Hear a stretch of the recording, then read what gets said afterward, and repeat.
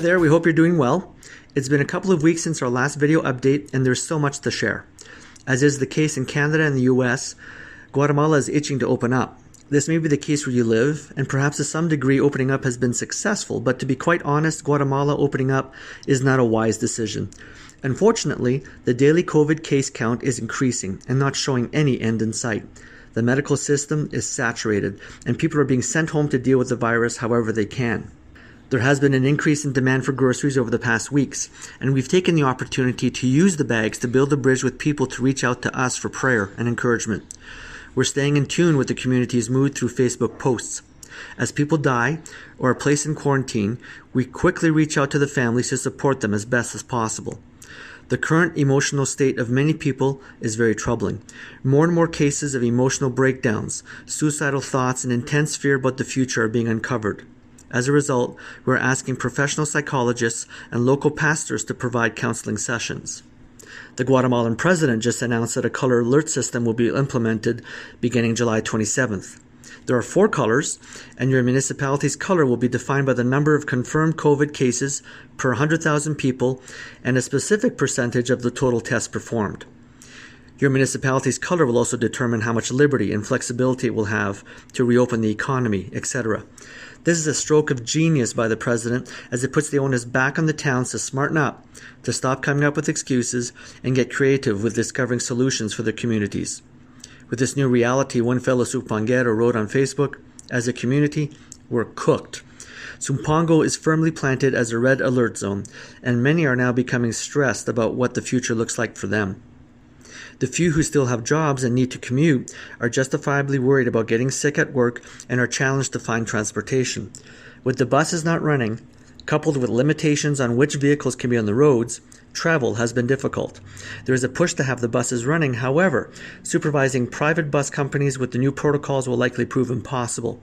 It was difficult prior to COVID when buses would drive much faster than the legal speed limit, drive against the direction of traffic, race each other to pick up customers, and cause countless accidents.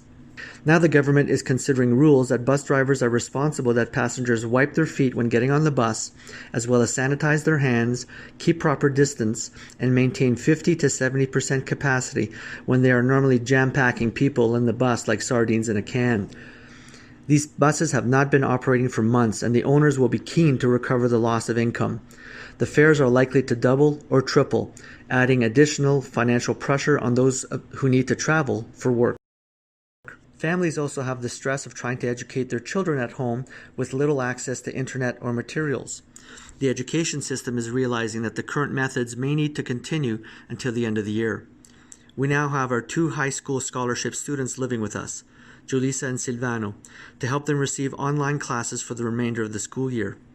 Their families are appreciative of the support, but are also sad that they won't be living with them for quite some time. Our 6 middle school students are having difficulty studying with the lack of materials, resources, and interaction with the college and the PILAS group.